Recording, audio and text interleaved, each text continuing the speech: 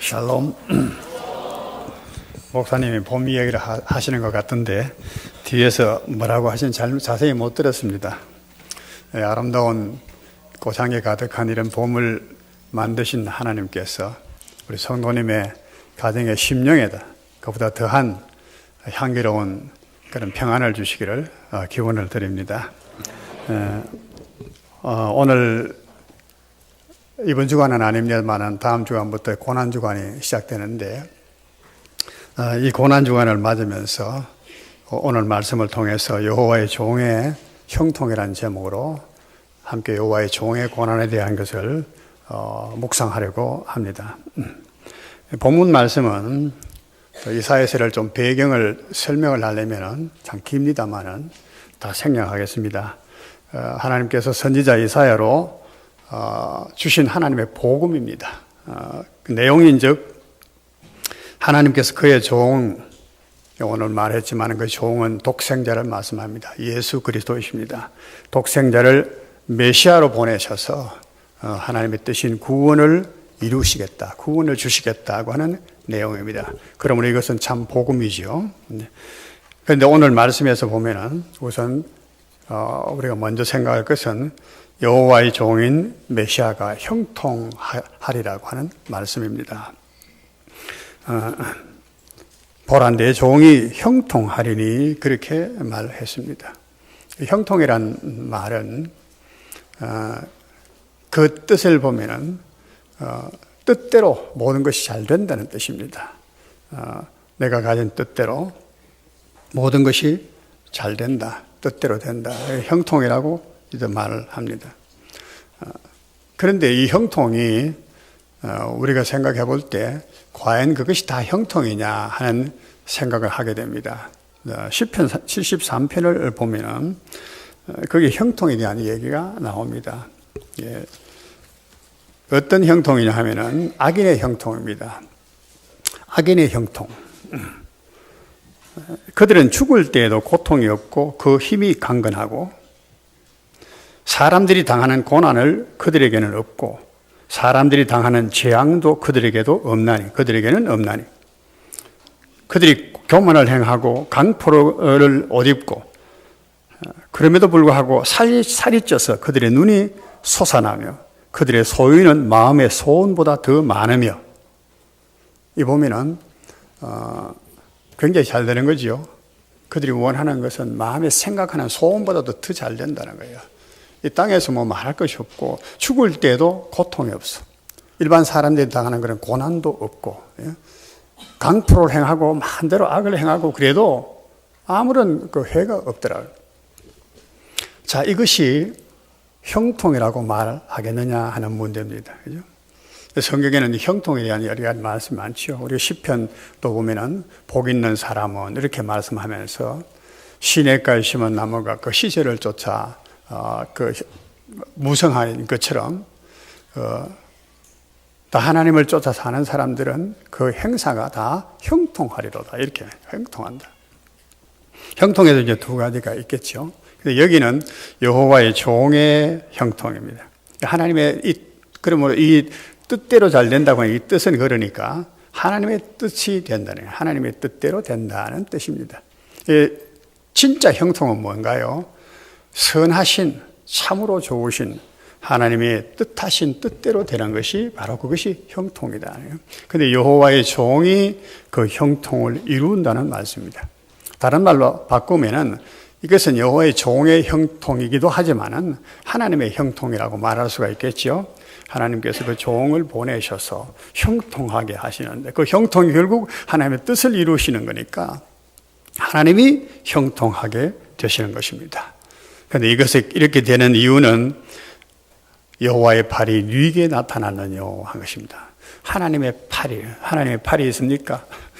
사람처럼 팔이 있나요? 그게 아니고 하나님의 지혜와 능력을 말합니다. 귀한 사람이 할 수 없는 그런 능력.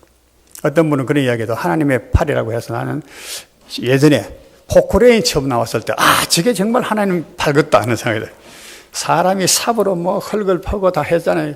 포크레인 나와서 한 번만 팍 하니까 뭐 큰 트럭이 그냥 훅 내려갈 만큼 흙을 담더라고. 하나님의 손이 저런 거이겠나 이렇게 이해를 했다고 어떤 목사님이 얘기를 하더라고요. 그 말이 아직도 생각이 납니다. 여호와의 팔이 누구에게 나타났느냐? 여호와의 종에게 나타났다는 겁니다. 여호와가 보내는 종에게 나타나서 그 종이 이렇게 형통하게 했다는 것입니다. 또 뿐만 아니라 그 종도 보면은 높이 들려서 받들어 높이 들려서 지극히 존귀하게 되리라. 이 종도 형통하게 된 종도 결과는 받들려 높이 들렸어요. 받들어서 높이 되는 겁니다. 그리고 존귀하게, 지극히 존귀하게 되리라. 지극히라고 하는 것은 익스트림입니다. 그 이상 더 존귀함이 없는 지극이라는 말은 그 말이죠. 지극하신 하나님, 지극 정성 이런 말을 지극이라는 말을 써요. 끝이라야. 그 이상 없는 그 이상.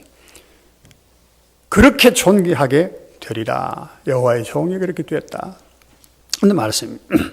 그런데 여기에 우리가 또 참 마음을 둬야 될, 주의해야 될 말씀이 있습니다. 그것은 이 형통은 그 종의 상함을 통해서 이루어진다는 사실입니다. 14절에는 전에는 그의 모양이 타인보다 상하였고 그의 모습이 사람들보다 상하였으므로 많은 사람이 그에 대하여 놀랐거니와 이렇게 말하지요. 전에는 존귀하게 형통하게 전에는 우리는 이 사실을 간과해버리고 형통해서 받들어 높이 들려서 지극히 존귀하게 됐다.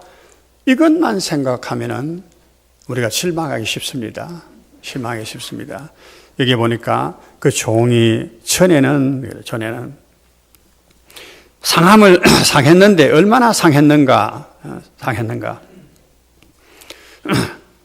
그의 모습이 사람들보다 상하였고 많은 사람들이 그에 대해 놀랬거니와 타인보다도 상하고 타인이라든가 사람이라든가 이 말이 뭡니까? 일반 사람들, 보통 사람들 말합니다. 보통 사람들, 일반 사람들과 비교할 수 없을 만큼 상했다는 거예요. 상했다는 말은 사람이나 어떤 물체에 대해서 설이잖아요. 상했다. 그 물건이 상했다. 그 사람이 상했어. 이런 말을 많이 씁니다. 사람이 상했다면 품위와 명예와 이런 것들이 다 깨뜨려지거나 이질해진 것 이런 것을 말합니다. 어떤 물건이 상하면은 물건 값을 못하는 겁니다. 그렇잖아요. 반품도 반값도 못 받아요. 땡처리하는 거예요. 땡처리. 무대기로 그냥 물건이 상처가 나면은 상했다는 것입니다. 이 종이 그렇게 상했어요. 그러니까 아주 타인보다도 사람들보다도 더 상했어. 그런데 이 여호와의 종은 40절 말씀을 보면은 40장 1절의 말씀을 보면은 여호와의 사랑하는 자라 이렇게 말씀합니다. 그의 기뻐하는 자라. 여호와가 붙드는 나의 종이라. 내가 택한 사람이라. 여러분 그 종에 대해서 말합니다. 여호와의 사랑하는 자, 기뻐하는 자, 붙들어주는 자, 나의 택한 자. 이런 종이 어떻게 이렇게 상하도록 하나님께서 버려두셨을까? 버려두시는가? 우리가 있을 여호와의 종에게만 생각하지 말고 깊이 말씀을 묵상해 볼 수 있어야 됩니다. 나와 연관시켜서 항상 그렇게 생각해 볼 수 있었습니다. 전에는 그랬어. 높이 들려서 지극히 존귀하게 되기 전에는 그렇게 상했다는 것이에요. 이것은 예수님께서 그렇게 되신다는 그런 말씀입니다. 우리가 형통이라는 것을 보면은 성경에 여러 곳에 이야기했는데 요셉에 대해서 형통이라는 말을 많이 썼습니다. 그죠? 요셉이 하는 일마다 형통했다. 근데 그 앞에 항상 보면은 여호와께서 함께 계심으로 그래요. 하나님께서 함께 계심으로 형통한 겁니다. 그 형통은 요셉이 잘 되기도 했지만 하나님의 뜻을 이룬 거예요. 하나님이 함께 계셔서 요셉을 붙들고 고난을 많이 겪었습니다. 형의 미움과 시기를 받아서 팔려가기도 하고 노예 생활을 하고 죄수는 아니지만 간수가 돼가 옥살이를 그냥 하는 것처럼 했습니다. 그러나 마지막에는 지극히 존귀해서 애굽의 총리가 되었습니다. 근데 거기도 보면은 상했습니다. 많이 상했습니다. 고난을 많이 겪었습니다. 지극히 귀한 사람인데도 그랬습니다. 이것은 우리가 이사야 53장에서 하나님의 종인 메시아, 곧 예수 그리스도께서 어떠한 고난을 당하시는가 하는 것을 잘 말하고 있습니다.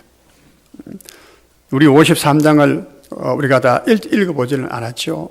그가 상하고 그가 찔리고 그가 상하고 그는 질고를 지고 슬픔을 알고 뭐 그런 말씀이 많이 나옵니다. 여호와의 종이. 심지어 이사야 시편 22편에 보면은 이 메시아에 대해서 말했는데 그 메시아가 말하길 나는 벌레요 사람이 아닙니다. 그래. 벌레 취급을 받았다는 거야. 십자가에 못 박혔을 때만 두고 봐도 모든 사람이 초롱했습니다. 비웃었습니다. 입을 삐죽거렸습니다. 침을 뱉었습니다. 그렇잖아요? 침을 뱉었습니다. 그 벌거벗겨서 십자가에 못 박힌 그 메시아를 향해서 그렇게 말했습니다. 그러나 후에는 나라들을 놀라게 할 것이고 왕들의 입을 봉하고 15절에 지극히 높이 들려서 지극히 존귀하게 되신다. 후에는 그가 이제 모든 것이 형통하게 된 이후에는 왕들이 입을 봉하네. 모든 나라들이 입을 봉해. 왜 그렇습니까? 너무나 놀라운 일이니까. 왕들이 자기 나라를 각각 통치를 합니다.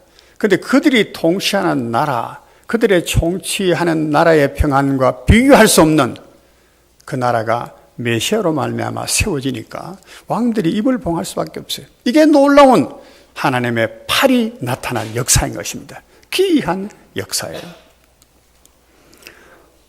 그런데 이 53장에 그가 받은 그 고난을 보면은 그가 찔림으로 그가 채찍에 맞음으로 이 말씀이 계속해서 나옵니다. 그런데 자세히 보면은 그가 찔림을 받고 그가 상함을 받고 그리함으로 우리가 이런 말씀 또 해요. 53장은 바로 옆이니까 5절을 우리 한번 보겠습니다. 그가 찔림은 우리의 허물 때문이요 그가 상함은 우리의 죄악 때문이라.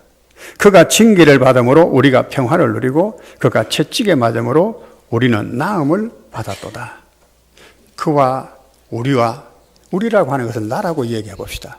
그와 내가 무슨 관계이기에 무슨 관계냐? 그가 찔리고 그가 매를 맞고 그가 슬픔을 당하고 그가 곤혹을 당하는데 왜 내가 나음을 입고 내가 고침을 하고 허물의 죄악을 사함을 받는가? 6절에 말씀합니다. 여호와께서는 우리 모두의 죄악을 그에게 담당시키셨도다. 하나님께서는 예수님을 십자가에 고난받게 한 그의 종을 메시아를 십자가에 이렇게 상함을 받게 하신 이유는 우리를 고치시기 위함이다. 무슨 어디에서요? 우리 죄악으로 당하는 모든 고난을 고통을 담당시켜서 짐을 다 그에게 지우시기 위한 하나님의 기이하신 뜻이라는 것이죠. 그러니까 우리가 이것을 이론적으로 예수님이 우리 위해 죽으셔서 이론적으로 아는 것 가지고는 안 됩니다. 이론 가지고는. 나는 손자가 아파가지고 참 많은 것을 새삼스럽게 배우고 새삼스럽게 깨닫고 합니다. 누가 내가 아프다고 내가 슬프다고 곤욕을 치고 대신 맞고 찔리고 할 사람이 있겠습니까? 부모 외에는 그런 사람이 없습니다. 부모도 심지어 그것이 깊어지면은 자식도 버리는 법이에요. 그 장애인들 자식도 버리잖아요. 감당을 못하니까. 도무지 그 아픔을 함께 할 수 있습니까? 대신 질 수가 있습니까? 대신 질 수도 없지만은 감당을 못해서 버린다 그 말. 우리는 여기에서 이 메시아가 나와 무슨 상관이기에 하는 걸 알아야 돼요. 무슨 상관이기에. 무슨 상관입니까? 여러분이 예수님을 위해서 뭘 한 게 있습니까? 하나님께 뭘 대접한 것이 먼저 있습니까? 아무것도 없어요.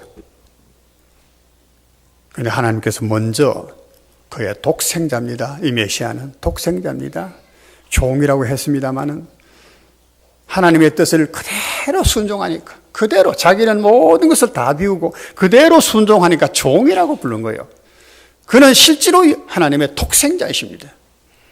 지극히 사랑하는 자입니다. 택한 자인데 내 기뻐하는 자입니다. 그런데 그에게 다 떼버려서 얼마나 나를 사랑하셨기에 대신 그렇게 하시는 거예요.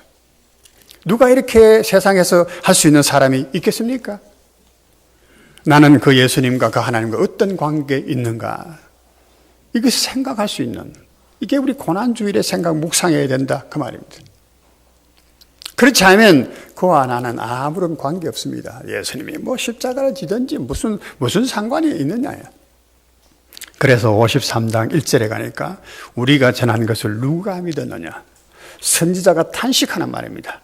우리가 지금 하나님께로 듣고 이 복음을 너에게 전해주는데 이 전해주는 이 놀라운 하나님의 엄청난 사랑과 은혜를 누가 믿었느냐? 안 믿더라는 것입니다. 안 믿더라는 것입니다. 이게 문제예요. 믿지 않으면 이 모든 하나님이 하신 은혜가 다 잃어버리게 돼요. 헛사가 되는 것입니다. 그렇지 않겠습니까? 누가 믿었느냐? 우리는 다 믿고 있죠? 믿고 있죠? 나는 믿고 있는 줄 압니다. 그러니까 여기에 다 이렇게 나오셔서 하나님을 예배하고 예수님을 예배하지 않겠습니까? 근데 믿지 못하는 사람들의, 당시에도 그랬지만은 다 이유는 있는 법이에요. 공동묘지 가면요, 이 핑계 없는 무덤이 없다고. 다 이유가 있는 법이에요. 왜 믿지 못하는가? 이사야 53장에서 일면을 볼 수 있습니다. 많은 것도 있겠지만은 그는 주 앞에서 자라나기를 연한 순 같고 마른 땅에서 나온 뿌리 같아서 고운 모양도 없고 풍채도 없은즉 우리가 보기에 흠모할 만한 아름다운 것이 없도다. 한마디로 말하면은 흠모할 만한 아름다운 것이 없더라. 예수를 보니까 흠모할 만한 아름다운. 자, 이 흠모할 아름다움이라고 하는 것이 뭘까요? 세상 사람들이 보고 멋지다, 야, 할 수 있는 그게 뭘까요? 젊은 사람들은 아이돌 보고 야, 그래 뭐 야들은 뭐가 있잖아요. 뭐가 있죠. 다 콕하는 뭐가 매력이 있잖아요. 뭐가 있죠.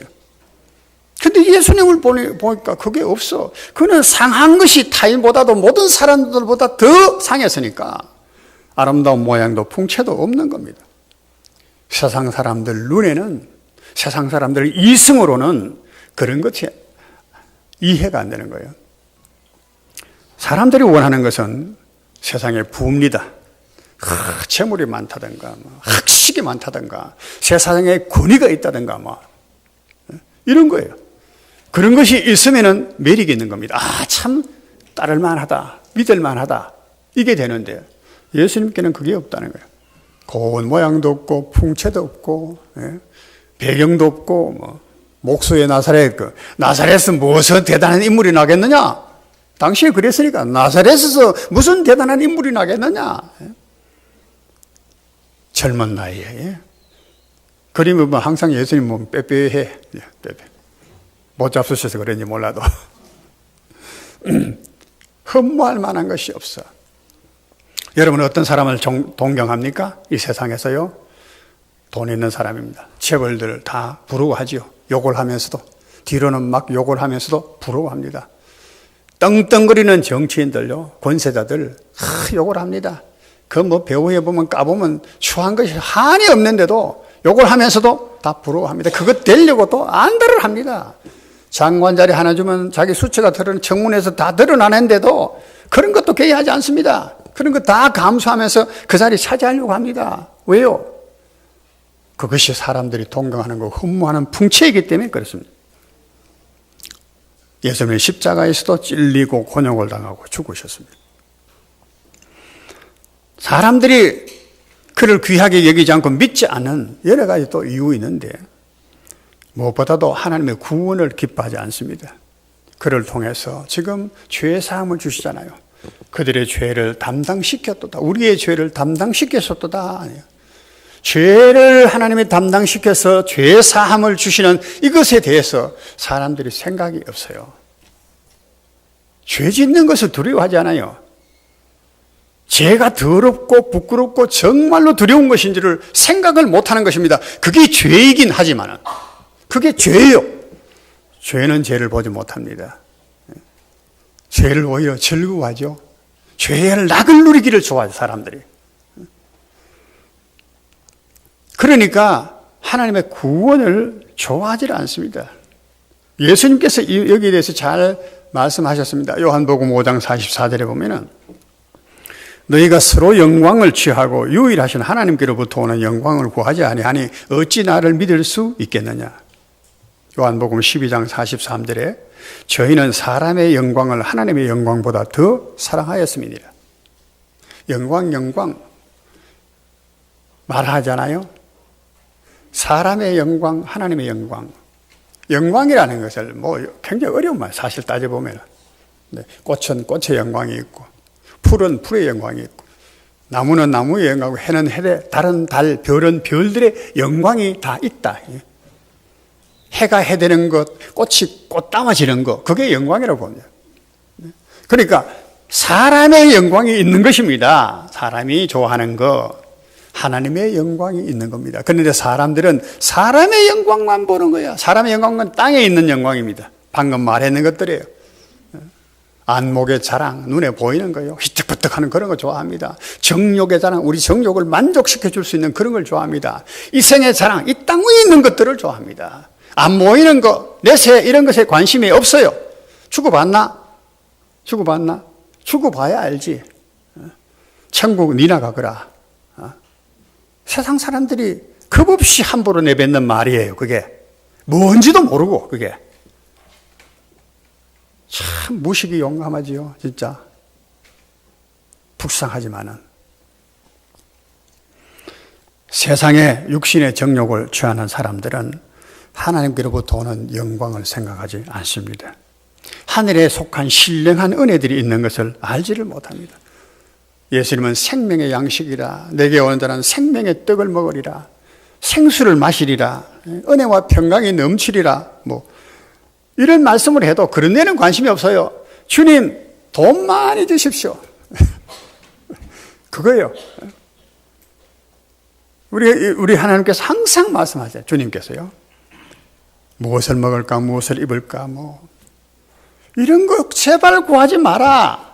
그건 이방인들이 구하는 거다. 이방인들이 누굽니까? 하나님을 모르는 사람, 지 나름대로 우상을 섬기는 사람, 그런 사람들이 구하는 것들이 그것이다. 그건 땅의 것입니다. 잠시 있다가 안개처럼 사라질 것들입니다. 우리를 정말로 위해 주실 수 있는 것이 아닙니다.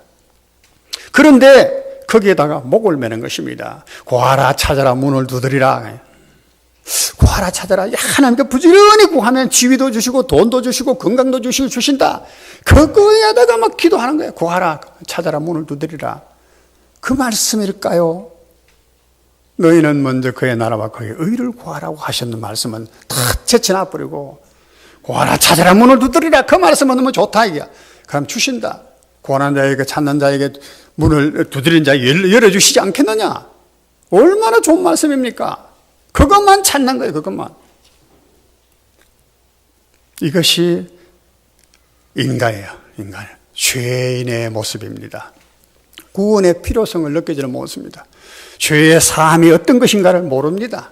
영생이라는 것이 어떤 것인가를 모릅니다. 그러니까 그걸 하나님의 영광을 구하지 않는 것이에요. 그래서 안 믿는 겁니다. 안 믿어.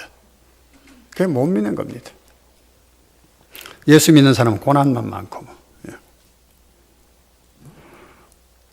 우리는 고난 주간에 여호와의 종의 고난의 죽음이 나와 무슨 상관이 있는가를 생각해야 돼요.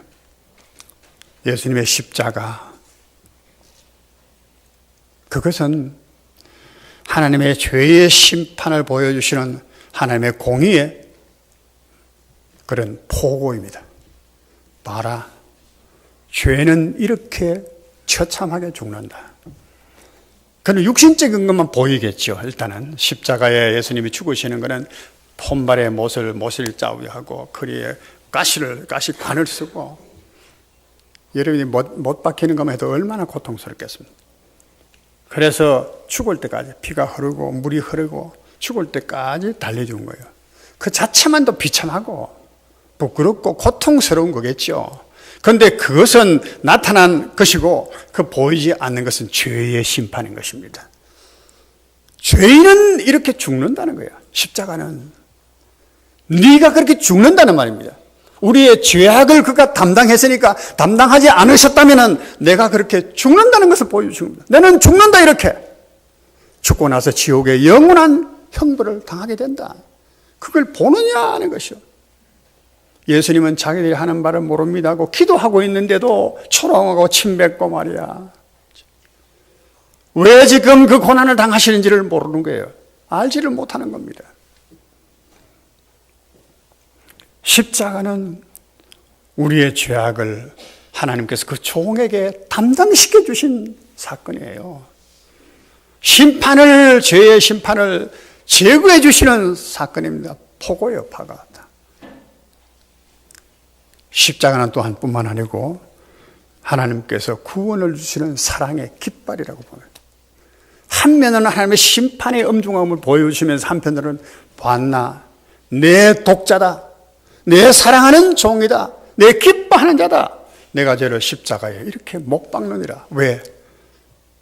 우리의 죄악을 씻기 위해서, 사하시기 위해서. 메시아의 우리를 향한 사랑이기도 하지만은 하나님의 사랑이기도 한 것입니다. 봐라, 이것이 내 사랑이다.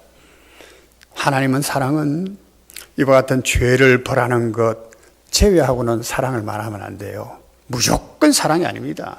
무조건 덮어놓고 용서가 아닙니다. 우리를 용서해 주시는 그 배후에는 예수님이 철저하게 우리의 죄를 담당해 주신 그 효과가 있네요. 효능이 있는 겁니다. 그것 때문에 용서되는 거예요.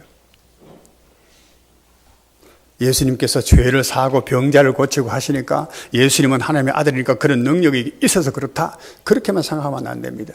예수님은 자기의 십자가의 죽으심을 담보로 하고 고쳐주시는 거예요. 고쳐주시는. 이해가 되시나요? 예수님은 자신을 십자가에 내주시는 것을 담보로 하고 그것으로 죄인을 고쳐주시고 병자를 고쳐주시고 하는 거예요. 예수님의 십자가의 고난, 우리의 죄를 담당하신 그것을 제외시켜 놓고 병 고침이나 죄 사함이나 또는 우리가 복되게 사는 것을 기대해서는 안 된다는 거예요.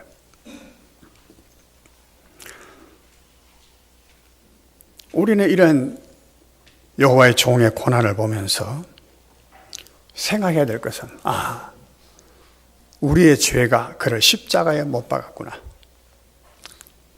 그걸 이해해야 되죠. 그러면 어떻게 해야 됩니까?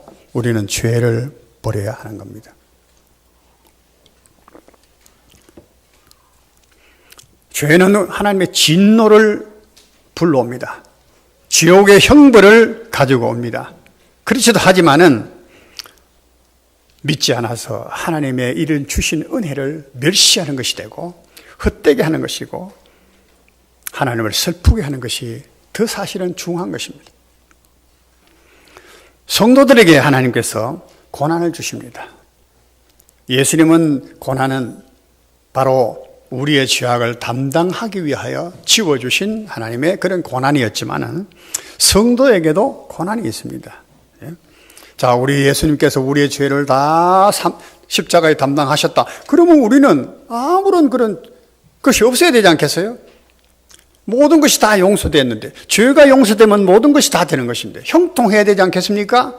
그런데 그렇지 않더라는 것입니다. 이 땅에 곤고한 일이 얼마나 많습니까? 찬송가에도 그래서 그런 찬송이 얼마나 많습니까? 이 세상에 곤고한 일이 많고. 젊은 사람들은 그저 가사도 좋고 이래가 부를지 몰라도 정말로 그 삶을 경험해 본 사람은 처절하게 이 찬송을 부릅니다. 참 평안을 몰랐구나. 이 세상에는 공간이 참 평안이 없는 겁니다. 가만 생각하면 슬픈 일이 너무 많아요. 슬픈 일이. 사랑하는 사람이 늙는 것도 보니까 슬프고, 사랑하는 사람이 아픈 것을 봐도 슬프고, 내가 내다운 좀 사람으로 살아가지 못하는 것을 봐도 내 자신이 불쌍하고 슬프고. 하나님께서는 성도에게 이런 고난을 주십니다. 왜 고난을 주시는가? 뭐 많은 이유가 있지만은 궁극적으로는 딱 한 가지예요. 하나님께서 누가 믿었느냐? 안 믿어. 그러니까. 이런 하나님 은혜를 주셔도 안 믿으니까 믿도록 하시기 위한 거예요. 예? 믿도록 하시기 위해서 고난을 주십니다. 믿기는 믿는데, 믿는다 하는데 그 믿음이 진짜인지 가짜인지 실현하시기 위해서 고난을 주십니다. 결국 믿음을 위해 주신 것이죠. 믿음이란 것은요, 자기 부인이 없이는 안 돼요.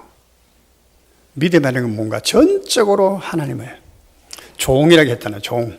주인이라고 해서요. 종이라 하면 주인이에요. 주인을 완전히 뜻대로 섬기는 것이 종이에요. 우리가 예수님을 주라고 한다면은 주로 완전히 의지할 수 있어야 되는 거예요. 나는 종이라서 내 어떤 생각도 있고 내 감정도 있고 다 있지만은 그대로 하면 그건 종이 될 수 없는 거예요. 내 생각도 있고 내 주관도 있고 내 의지도 있고 내 감정도 있지만은 그것들이 다 죄악한 죄인이기 때문에 죄되고 부패한 것이라는 것을 인정을 하고 그것을 믿지 않고 내 주인의 뜻을, 주인의 의지, 감정, 그것을 신뢰해드리고 믿고 맡기는 것이 이게 진짜 믿음이란 말이에요. 그게 Lord라고 해요. 영어로 Lord. 주여. 너희가 나를 주라고 하고 아버지라고 하면서 복종함이 어디 있고 순종함이 어디 있느냐? 하나님 아버지이시면 아버지로 대우를 해야 아버지지. 입으로만 아버지 하면 되겠냐 이야. 주여 주여 하며 주여 주여 하면서 주인으로 존경하지 않아. 지가 주인이라. 주님을 부릴락해. 내 이렇게 해주시오, 내 이렇게 해주시오, 뭐 기도한다면서 뭐. 이게 깨져야 돼. 이게 자기라고 하는 거예요, 자기. 자기라고 하는 것이 부인돼야 됩니다. 이걸 다른 말로 하면 회개라고 하죠, 회개. 나는 해보니까 인생의 실패자입니다. 나는 죄인입니다. 내 지식도 내 모든 것이 다 거짓되고 내게는 뭐가 구원이 없습니다. 그러니까 주인께 내가 의탁을 합니다. 맡깁니다. 그러게 맡기는 이게 믿음이지만은 맡기기 전에 내가 이렇게 무능합니다. 아무것도 할 수 없습니다라고 하는 것을 뉘우치는 이것이 전제가 됐지요. 양면이죠. 함께. 한쪽만 있을 수가 없는 겁니다. 믿음은 반드시 회개가 따르게 되어 있어요. 회개는 반드시 믿음이 또 뒤따라오게도 되는 것입니다. 회개 없는 믿음은 없는 거예요. 회개 없는 믿음. 여러분 신앙생활을 하는데 얼마나 회개를 하느냐 이거야. 얼마나 회개를 해서 그 말은 얼마나 주님을 정말로 주로서 섬기느냐. 하나님께서는 이것을 위해서 고난을 주시는 겁니다. 믿도록 하기 위해서. 네가 믿느냐? 네가 뭘 믿느냐? 시련을 주셔요. 그래 보통 주시는 것이 질병입니다. 질병. 가난, 질병, 가난, 전쟁.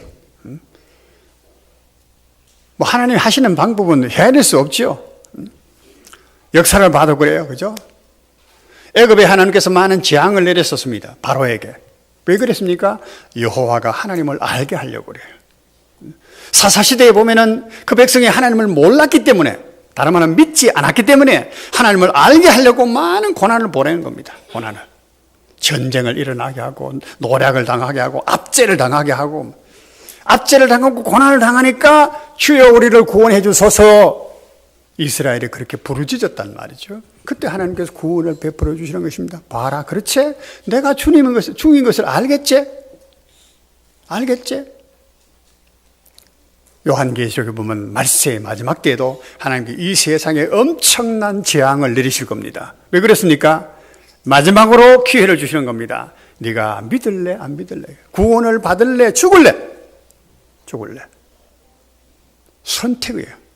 그 요한계시록 어떤 사람 말하기를 요한계시록 이거 막 무서워서 못 읽겠다. 무서울 수 있지요. 믿지 않는 자에게는 하나님의 심판이, 그 재앙이 그냥 내리니까. 성경의 많은 부분들은 우리들에게 이 믿음을 주십니다. 그래서 우리가 의지하고 우리가 사랑하고 했던 그것이 다 헛된 것이라는 것을 알게 하고 하나님만 바라보게 하는 것입니다. 마태복음 7장 22절을 좀 전에 말했습니다만 23절에 그날에 많은 사람이 나더러 주여 주여, 같이 한번 읽어볼까요? 그날에 많은 사람이 나더러 이르되 주여 주여 우리가 주의 이름으로 선지자 노릇하며 주의 이름으로 귀신을 쫓아내며 주의 이름으로 많은 권능을 행하지 아니하였나이까 하리니. 23절에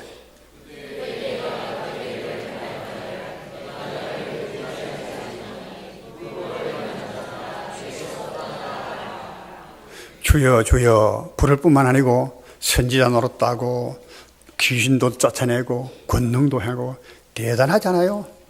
누가 그 사람을 봐서 믿음 없는 사람이라고 말하겠습니까?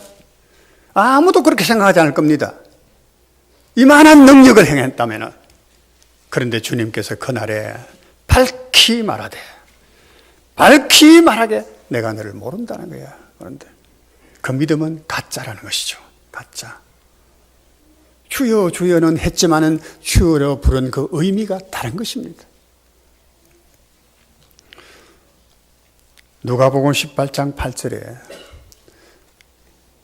과부의 그 기도에 대해서 쭉 합니다. 과부가 밤낮 부르짖었어. 과부가 이렇게 부르짖어 재판관에 들어줬는데 하물며 너희 하늘의 아버지께서 그 기도를, 부르는 자의 기도를 들어주시지 않겠느냐 하시고는 18장 8절에 뭐라고 말씀하셨냐? 그러나 인자가 올 때에 세상에서 믿음을 보겠느냐. 인자가 올 때에, 주님께서 오실 때에 세상에 믿음을 보겠느냐. 무슨 말입니까? 믿음을 보지 못한다는 뜻입니까? 보긴 보는데 아주 적은 소수의 사람들의 믿음을 보겠다는 뜻입니까? 여러분 상상해 보십시오. 인자가 올 때 세상에 믿음을 보겠느냐. 우리는 지금 어느 시대에 살고 있는지 모르겠습니다만 우리의 믿음은 어느 정도입니까? 어느 수준입니까? 마태복음 7장 13절 14절 말씀은 좁은 문으로 들어가라. 멸망으로 인도하는 문은 크고 그 길은 넓어 그리로 들어가는 자가 많고 생명으로 인도하는 문은 좁고 길이 협착하여 찾는 자가 적음이라. 좁은 문, 넓은 문, 왜 이런 얘기를 할까요? 좁은 문은 묻고 넓은 문은 뭡니까? 예수 믿는데요, 고난 없이 막 가는 거예요. 복 받고 잘 되고 하나님의 축복을 받았습니다. 형통합니다. 과연 그럴까요? 이방인들이 구하는 것을 우리도 답습해서는 안 되는 겁니다. 아브라함께 하나님께서는 99세 때에 나타나셔서 너는 내 앞에 행하여 완전하라 그렇게 말했습니다. 완전하라는 것은 꼭 바로 완전한 믿음을 가져라는 뜻이에요. 아브라함에게 하나님께서는 아들을 주려고 말씀했습니다. 그 자손을 번성하게 해주시겠다 했어요. 75세 때 갈대아우르에서 불러내시면서 아브라함이 그 하나님을 좋아하고 따라 나왔죠. 그런데 99세가 될 때까지 하나님 안 주시는 거야. 남자의 기능 다 상실해버리고 자기 아내는 여자의 구실을 못할 나이에 이르러서 90세가 됐네. 그런데 하나님께서 오셔서 온전하라, 내 앞에서 온전하라. 그 말은 전적으로 믿으라 그 말이 전적으로. 그래서 아브라함이 이삭을 얻었습니다. 이삭을 100세에 이삭을. 근데 그 이삭을 하나님께서 달라 그러잖아요. 내한테 바쳐라. 모리아 산에 가서 그 아들을 칼로 찔러서 번제로 드리려고 했어요. 여기 우리는 아브라함의 온전한 믿음을 볼 수가 있습니다. 그는 그 아들을 그렇게 바랬습니다. 그런데 100세에 하나님 주셨어요. 그러고는 그 아들을 달라고 합니다. 100세에 그 아들을 얻었을 때 아브라함은 비로소 하나님이 어떠신 분인가를 알았습니다. 완전하게 신뢰하게 됐습니다. 그렇기 때문에 그 아들을 달라고 할 때에 독생자 아들을 하나님께 드리려고 했던 거예요. 이 완전한 믿음입니다. 전적으로 사랑하는 독자까지도 하나님께 맡길 수 있는. 우리 한나 얘기도 했죠. 한나. 자식이 없어서 얼마나 첩으로부터도 모멸당하고 무시당하고 멸시당하고 구박당하고 그 같으면 슬픔이 얼마나 차였겠습니까? 아마 10년 넘게 더 하나님 앞에 울며 기도합니다. 주의 계집종을 들어주시고 내 아이에는 자식을 주십시오. 응답이 없어. 나중에는 주의 계집종의 기도를 들으시고 아들을 주시면 내가 그를 하나님께 드리겠습니다. 그러니까 하나님 주셨어. 그때 하나님 주셨어. 뭔 차이입니까? 그렇게 한나가 원했던 자식입니다. 그런데 그 한나는 그 아이를 젖을 때다. 늘 말씀하잖아요. 젖은 몇 살 때 때는지 몰라도 젖먹이에요. 그냥 핏덩이에요. 여인이 어찌 그 자식을 잊을 수가 있겠느냐, 어머니가. 그런데 그를 하나님께 드렸단 말이에요. 가능할 수 있겠습니까? 정말로 주님을 인정하지 않으면, 주로 인정하지 않으면, 그런 믿음이 아니면은 그 자식 붙들고 아마 애지중지했을 거예요. 재물, 세상, 권력 이런 거요 붙들고 못 놓는 겁니다. 못 놓는 거 절대 못 놓습니다. 그래서 이 회개라고 하는 것이 어려운 거예요. 힘드는 것입니다. 그래서 하나님께서 고난을 주시는 겁니다. 힘이 없어, 시간이 없어 기도 못합니다. 그래요? 하나님께서 정말 하면 고난을 여러분께 주시기만 하면 여러분 벌떡 일어날 거예요. 어디에 힘이 없어 기도 못합니다. 시간이 없으면 돈이 없어서 못합니다. 그 소리는 핑계거리에 불과합니다. 내 손자가 앞에 보니 실감하겠더라고요. 그 소리가 어디에서 나와? 어디에서? 피곤해서 기도 못합니다. 금요일 보니까 우리 찬양팀이 정말로 준비해가지고 은혜로운 찬양을 인도하더라고요. 나 은혜 참 많이 받습니다. 찬양 시간에도. 근데 왜 많이 안 나오셔요? 많이 안 나오셔요? 직장의 메인분은 어쩔 수 없습니다. 어쩔 수 없습니다. 그렇지만은 집에 있으면서 안 나오는 사람들. 자기 부인은 어려운 거예요. 그러면 세상 건 못 걷습니다. 못 걷습니다, 절대. 그래서 고난을 주십니다. 가나안 여인 보십시오. 자기 딸이 귀신 들렸습니다. 고쳐달라고 예수님께 와서 애걸애걸 합니다. 주여 나를 불쌍히 여겨서 내 딸을 불쌍히 여겨 달라고 막 부르짖습니다. 사람들이 시끄럽다 합니다. 제자들이 보다 못해가 주여 저 사람 어떻게 해서 좀 보내소서. 귀찮다는 거지. 어떻게 좀 해서 보내소서. 예수님이 하신 말씀이 자녀에게 주려고 하는 떡을 개가 앞에 와서 이렇게 끌떡거린다고 개에게 주겠느냐? 자녀 주려고 만들어놓은 떡을. 그랬어요. 이 여인이 얼마나 절망하고 낙심이 되겠습니까? 개 취급을 하는 거야. 개보다도 못한 취급을 하는 거야. 그런데도 그 여인이 하는 말이 주여 옳습니다. 개들도 주인의 상에서 떨어지는 부스러기를 먹지 않습니까? 자기를 완전히 비운 것입니다. 전적으로 주님을 바라보고 주님의 오직 은혜로만 내가 사랑을 입습니다. 개들도 주인의 상에서. 믿음은요, 그러므로 절대 자기 교만이 없습니다. 자기라고 하는 게 없어요. 내가 뭘 하네, 열심히 있네, 내가 치성으로 뭘 섬기네. 오늘도 새벽에 목사님 설교에 사도행전을 설교하면서 그랬어요. 유대인들이 바울을 죽이려고 막 기란하고 하는 거예요. 그들의 생각은 하나님의 영광을 위하여, 하나님을 위하여 아마 그랬을 거예요. 하나님을 위하여, 하나님의 영광을 위해 한다는 것이 무고한 생명을 막 죽이는 겁니까? 죽이는 것이 그게 하나님의 영광을 위하는 것입니까? 이슬람의 하는 짓거리 보십시오. 그게 신인가요? 그들이 과연 믿는 신이 있다면 그게 신인가요? 무고한 사람을 막 죽이는 것이. 우리 하나님은 지금 자기의 종을 보내가지고 백성의 영혼을 구원하시려고 하는 그런 하나님인데 이게 무슨 신이라고 맹종하고 어리석게 그게 추종하느냐 그 말이에요. 그러므로 나는 그 생각합니다. 나 외에 다른 신을 네 앞에 두지 말라. 제1계명은 너무나 복된 계명이라고 생각을 합니다. 정말로 하나님에게는 진짜 신이 없어. 그분께서 모든 것이 나와. 만물의 계례부터 나와. 하나님만이 나의 모든 것입니다 라고 하는 이 신앙이 이 신앙을 갖도록 하기 위해서 하나님께서 많은 고난을 보내신다는 말입니다. 많은 고난을. 우리는 세상의 것을 좋아합니다. 호색하고 음란하고 교만하고 시기하고 남을 무시하고 비난하고 무정하고 원망하고 불평하고 하나님 모르는 이방 사람들이 행하는 그대로를 우리 행합니다. 죄가 부끄러운 줄을 몰라요. 얼마 전에 이렇게 유튜브를 보니까 어떤 차관이 얘기나들 지금 무슨 수사하고 있는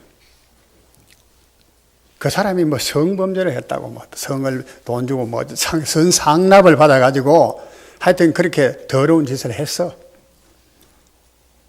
들통이 났어. 권력으로 누르고 했는데 또다시 드러난 거야. 또 조사를 해라. 조사를 하는 것 같더라고. 근데 보십시오. 하나의 차관을 지낸 사람이, 그것도 법무부 차관, 법을 다스리는 차관을 지낸 사람, 그런 짓을 했어. 명예도 다 땅에 떨어졌습니다. 완전하게요. 사람 인격도 땅에 다 떨어졌습니다. 또 들으니까 그 딸이 있는데, 그 사람의 딸이 있는데, 딸이 자살을 해버렸어. 자살을. 아마 아버지가 부끄러워서 자살했겠죠. 고개 들고 못 다니겠다. 자기의 수치스러운 일 때문에 자식까지 죽이는. 그런데도 아직 회개를 안 하더라고. 내가 이랬습니다. 내가 이실 직고합니다. 왜 회개하지 않아요? 그렇게 자기를 부인하는 것이 어려운 거예요. 자기에게 한낱 세상에 아무것도 아닌 명예, 지위, 그것 붙들고 지금 하고 있는 겁니다. 얼마나 더 수치를 당하는지. 국회에는 왜 예수 믿는 사람이 없겠습니까? 학교에는 왜 예수 믿는 사람이 없겠습니까? 법원에는 없습니까? 검찰에는 예수 믿는 사람이 없겠습니까? 그런데 왜 공의를 우버러뜨리고 정의를 바르게 세우지 못하고 거짓을 행하는 자 이 말입니다. 우리 주님께서 우리의 죄악을 담당하셨어요. 담당하셨어요. 그러면 우리는 그 죄를 철저히 미워해야 됩니다. 우리 주님을 바라볼지라도 우리 하나님이 우리에게 구원을 주시려고 하는 것인데, 그런데도 우리가 그 일을 하지 못한다는 거예요. 우리에게는요, 고린도후서 6장 9절부터 10절에 보면 그런 말씀이 있습니다. 사도 바울은 하나님께로부터 복음을 전하면서 그런 얘기를 합니다. 같이 한번 읽어볼까요? 무명한 자 같으나 유명한 자요, 죽은 자 같으나 보라 우리가 살아있고, 징계를 받는 자 같으나 죽임을 당하지 아니하고, 근심하는 자 같으나 항상 기뻐하고, 가난한 자 같으나 많은 사람을 부유하게 하고, 아무것도 없는 자 같으나 모든 것을 가진 자로다. 없는 자 같으나 없는 자 같으나 없는 자 같으나 없다는 것입니까? 없는 자 그냥 같다는 얘기입니까? 누가 그렇게 보는 겁니까? 세상 사람들이 바울을 볼 때, 예수 믿는 사람을 볼 때 없는 자 같거나 없는 자 같고 없는 자 같고 다 그렇게 보는 거예요. 예수 믿는 사람이 어리석거든. 어떤 면에서 고지곧대로 하고, 그 바보 같은가 제가. 가진 게 없어 별로. 그리 가난한 자 같아. 그런데 보십시오. 실상은 부유한 자라. 모든 사람을 부유하게 줄 수 있는 그 무엇이 있어? 그 무엇이 있어요? 은과 금은 내게 없거니와 내게 있는 그것으로 네게 주노니 나사렛 예수 그리스도 이름으로 걸어라. 은과 금에 비길 수 없는 그 무엇? 그게 하늘로부터 오는 은혜인 것이에요. 하늘에 속한 모든 신령한 은혜인 겁니다. 세상 사람이 보지 못하는 겁니다. 깨닫지도 못하는 것입니다. 그러나 믿는 자 속에는 그것이 있는 겁니다. 그러니까 세상적인 것에 미혹되지 않는 거예요. 하나님께서 이걸 주시려고 끊으라 고난을 주시면서 끊으라 버리라고 거리라. 내가 그것을 주마 그 버리라.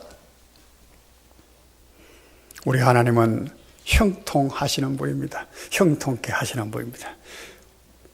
여기에 여호와의 종, 나의 종 했지만은 이 여호와의 종, 나의 종은 꼭히 이 기름 부은 독생자 메시아에 대해서만 하는 말이 아닙니다. 이스라엘도 그렇게 말했어요. 이스라엘은 나의 종, 나의 증인. 42장, 43장에도 뭐 계속해서 그 말이 나와요. 43장 21절에 보면 이스라엘은 너희는 내 영광을 위하여 창조하였고 나의 증인, 나의 종으로 택하였다.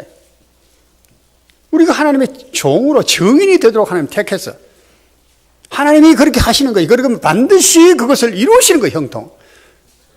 그러니까 고난을 주셔서 채찍을 때려서라도 그렇게 만들어 가시는 겁니다. 하나님은 반드시 그렇게 하시는 거예요. 우리가 만약 하나님이 택하신 자라면 하나님은 반드시 그렇게 하십니다.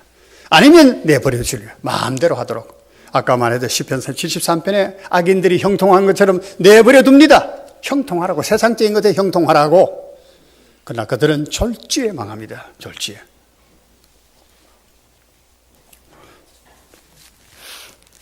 하나님의 의연한 결의를 볼 수 있는 겁니다. 나의 정인, 나의 종으로 우리를 택했다는 거예요. 내가 택했다는 거예요. 나는 내 영광을 찬송을 다른 자에게 우상에게 주지 아니하리라. 42장 8절에. 하나님 그걸 영광으로 삼으셨는데 그 영광을 딴 데 누구에게 안 주신다는 거예요. 반드시 그걸 받으신다는 거예요. 그렇게 이루신다는 말이죠. 사랑하는 성도 여러분, 그러므로 우리는 하나님께서 우리에게 주신 이 고난을 통한 형통을 마음에 새게 될 것입니다. 고난에 대해서 낙심하면 안 됩니다. 그걸 감사히 받아야 됩니다. 나는 우리 아들에게 이 얘기를 합니다. 몇 가지를 자주자주 말씀을 통해서 이 얘기를 나눕니다마는 여호수아에게 하신 말씀처럼, 여호수아가 한 말처럼 나와 내 집은 여호와만 섬기겠노라. 그 말 하자 그래서 우리가 고난이 있고 이해 못할 어려움이 있지만은 나와 내 집은 여호와만 섬기겠노라. 그 얘기를 하자. 그 신앙을 고백하자. 이런 말을 했습니다. 그리고 또 말했습니다. 우리가 눈물로 기도하자. 눈물로 기도하자. 그 눈물은 첫째로 하나님께서 우리가 알지 못하는 수많은 은혜를 주시려고 이 고난을 주신 것에 대해서 우리가 눈물로 감사해야 된다. 그 어찌 눈물 없이 감사할 수 있겠느냐. 우리가 303장 찬송 불렀습니다만, 그러니까 우리가 눈물로 하나님께 감사해 기도해야 된다.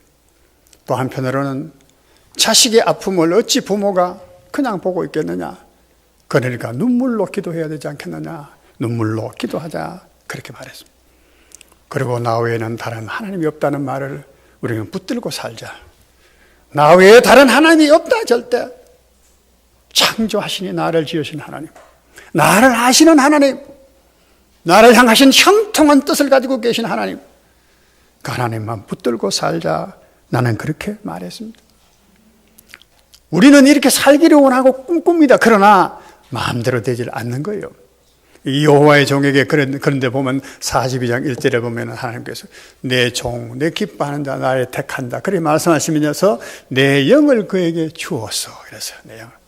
하나님의 성령이 없이는 우리는 살 수가 없습니다. 절대 이것을 살아갈 수 없습니다. 생각은 합니다. 그래 살아야지, 그래 살아야지. 백날 해보십시오. 다람쥐 쳇바퀴 도는 거지 때문에. 성령이 임하셔야 됩니다. 성령이 임하시면 권능을 주셔야지만. 그래서 우리가 지혜를 얻습니다. 하나님께서 우리에게 주신 것이 무엇인지 지혜를 얻습니다. 그리고 그것을 위해서 기도할 수가 있는 겁니다. 기도하세요. 기도하지 아니하고 여러분요, 고난을 이긴다고 생각하면 큰 오산입니다. 당장 기도하십시오. 그리고 하나님의 말씀을, 하나님의 음성을 들으십시오. 음성을 들으십시오. 이 말씀이 음성으로 내게 들릴 때까지 주여 말씀하옵소서. 종이 듣겠나이다. 그것도 보면 종이라요. 종이 듣겠습니다. 이래야 하나님이 그렇게 비로소 말씀하시는 겁니다. 내가 너를 영광스럽게 하리라. 사랑하는 영안의 성도님들, 이 주님을 진짜로 나의 주님으로 믿고 메시아 우리 예수님을 통해서 우리에게 주신 한없는 복을 예수 그리스도로 말미암아 누리고 세상에 우리가 정인이 되어 살자 말입니다. 법원 속에 수많은 그리스도인이 있고 검찰에도 있고 학교에도 있고 다 있겠지만 그 사람들 다 어디 갔냐 이게. 예수 믿는 사람 다 어디 갔냐? 거기에서. 하나님이 정인이 되라고 했는데 그들이 다 어디 가 있느냐?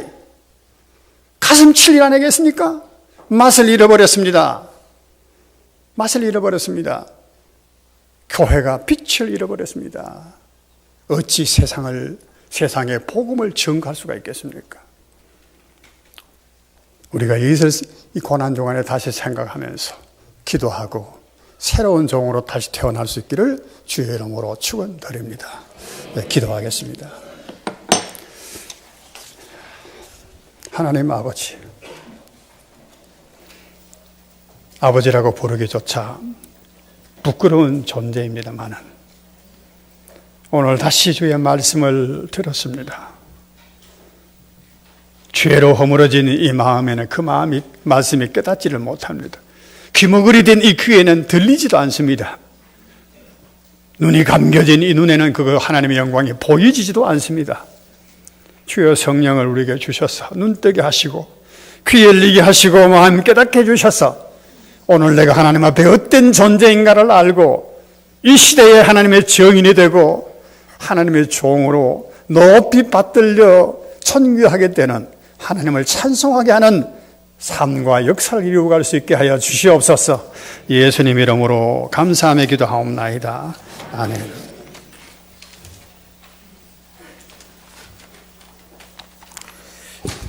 다 같이 일어나셔서 찬송가 407장 찬양하신 후에 목사님 나오셔서 축도해 주시겠습니다.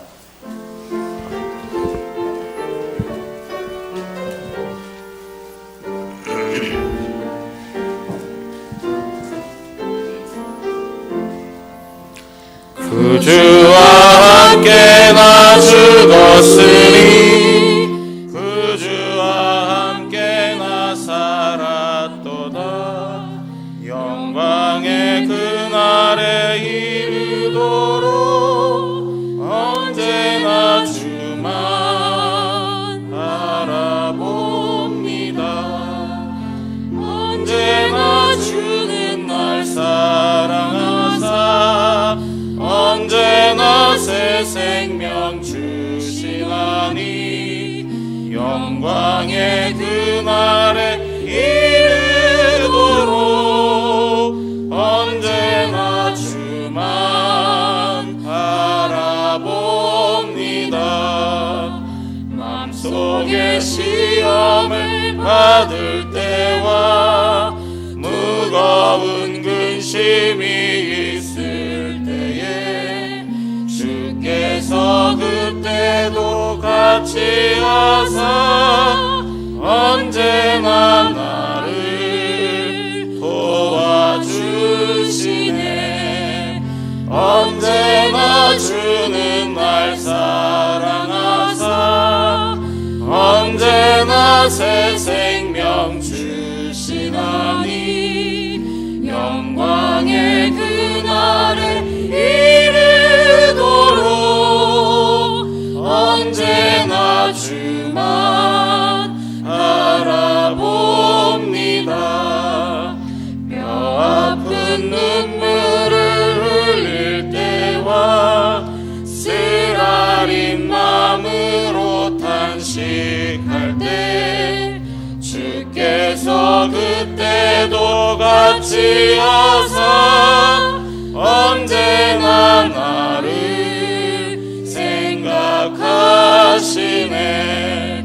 언제나 주는 날 사랑하사 언제나 새 생명 주시나니 영광의 그날이 이르도록 언제나 주만 바라봅니다.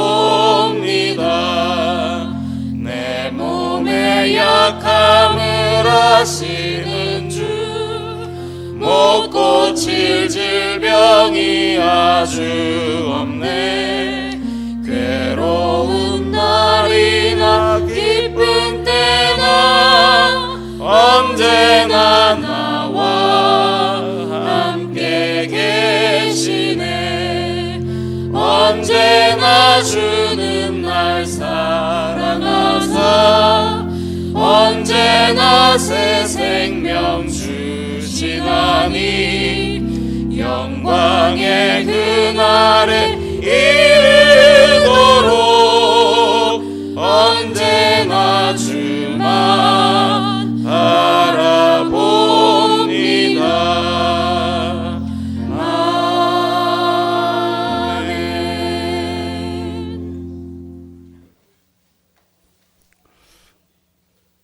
아버지의 간절함을 가슴에 품고 여호와의 종이라 이름으로 이 땅에 오셔서 십자가에 죽기까지 하사 하나님의 뜻을 형통케 하신 우리 주 예수 그리스도의 그 크신 은혜와 하나님 우리 아버지의 사랑과 우리 안에서 믿음의 역사를 일으키시는 성령의 감동, 감화, 인도하심에 오늘도 하나님을 사랑하는 자, 주의 권속 영안의 모든 하나님 백성들 위에, 가정 위에 이제로부터 영원 무궁토록 함께 계실지어다.